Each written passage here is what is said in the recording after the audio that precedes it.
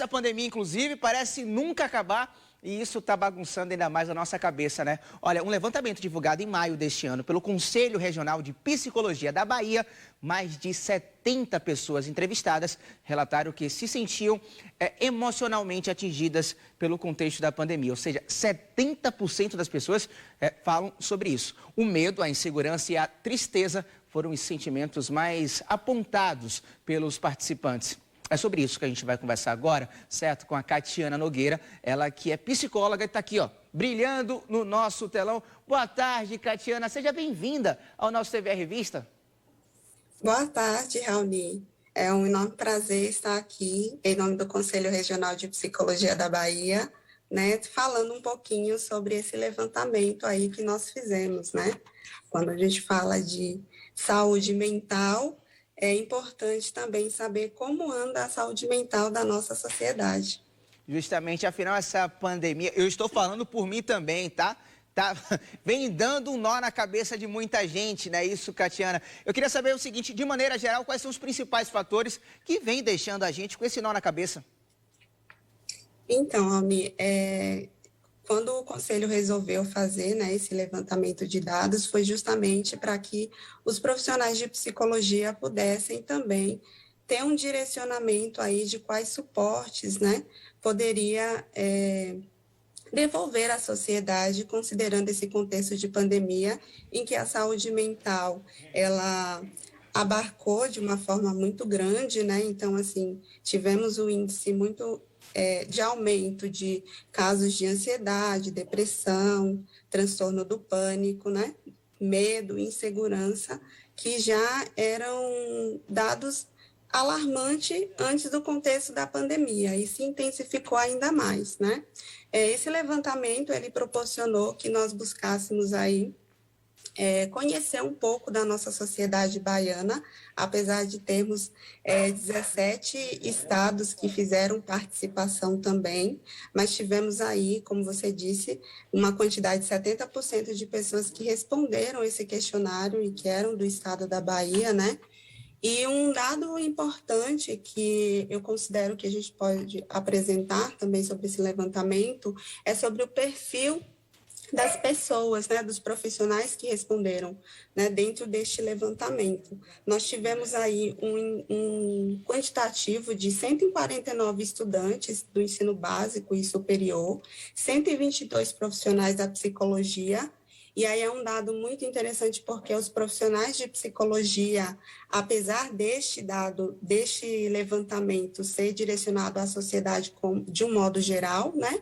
Mas nós tivemos também um outro levantamento que foi direcionado aos profissionais de psicologia. E neste os profissionais também participaram. E tivemos também 119 profissionais da docência.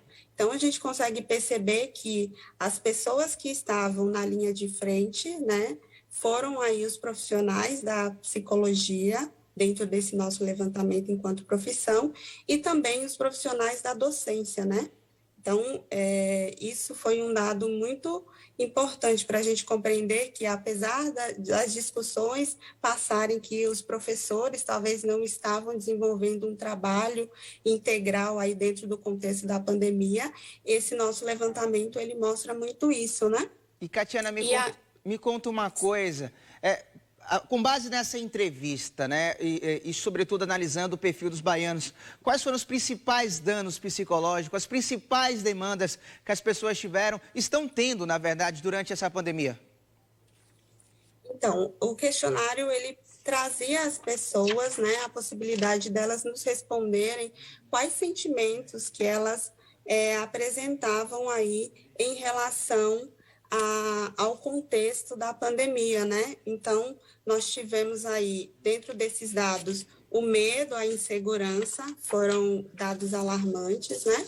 E perguntamos se essas pessoas estavam buscando ajuda profissional, né? Então, apesar de todos esses dados que foram apresentados pelo medo, insegurança, né? Nós tivemos aí uma percepção de que muitas pessoas não estavam buscando o serviço da psicoterapia né, da psicologia, do profissional de psicologia para esse suporte. As estratégias de enfrentamento que essas pessoas deram mais evidência foi as tecnologias, estudos, leituras, novos aprendizados, né, e o entretenimento. E dentro desses dados, apesar delas apresentarem todos esses medos, né, elas informaram que somente 115 pessoas que buscavam aí as técnicas de manejo de estresse e ansiedade, né? Porque dentro do processo de sintomas, as pessoas elas têm dentro da própria psicologia algumas técnicas, né? Entre elas essas que proporcionam aí o manejo do estresse e da ansiedade. E somente 32 pessoas responderam que de fato estavam realizando a psicoterapia, né? Inclusive, a gente fugindo um pouquinho da pesquisa, né, e trazendo, obviamente, essa realidade desses baianos, a gente recebeu uma pergunta aqui que eu acho muito interessante, que condiz muito com o que você acabou de falar agora, Catiana.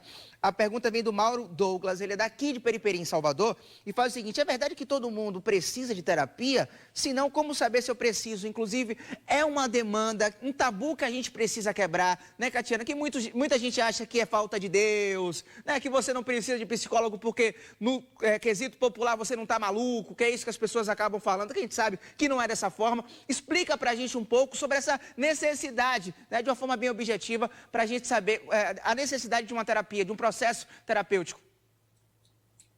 O processo terapêutico, ele proporciona o autoconhecimento e além de trabalhar também o desenvolvimento de alguns transtornos, né, ou sintomas que são apresentados ao longo da vida de um indivíduo.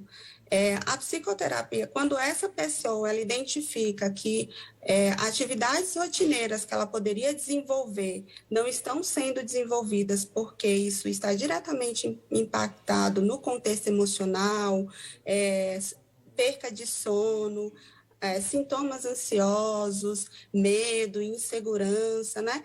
Então, é um momento em que essa pessoa ela pode buscar a ajuda do profissional, mas isso também não se limita somente a esse contexto. Existem pessoas que buscam a psicoterapia porque compreende que precisa entender qual é a melhor forma para que ela consiga se organizar. Tem pessoas que buscam porque pretendem se autoconhecer melhor, identificar as construções das suas habilidades sociais e personalidade. Então, dentro deste aspecto, quando a pessoa identificar que questões emocionais, sentimentos de tristeza, medo, insegurança estão impactando, é importante buscar o profissional e fazer uma avaliação. E a gente precisa falar um pouco mais sobre isso, sim, sobre terapia, sobre saúde mental. A gente está no Setembro Amarelo, que é um mês importante, né, de prevenção ao suicídio. A gente sabe que existem várias etapas, muitas vezes, para a pessoa cometer o ato de tirar a sua própria vida. A gente precisa, sim, falar mais sobre isso. Não é sobre ter falta de Deus, né, não é sobre uma tristeza. Enfim, as pessoas estão confusas. Enfim, são várias demandas que a gente precisa tratar. Sobretudo, Catiana, quando a gente fala sobre a saúde da população preta, pobre, de periferia, que atravessa tantas dificuldades nessa vida. Catiana, muito obrigado e até a próxima. Tchau, tchau. Obrigada, nós que agradecemos, né?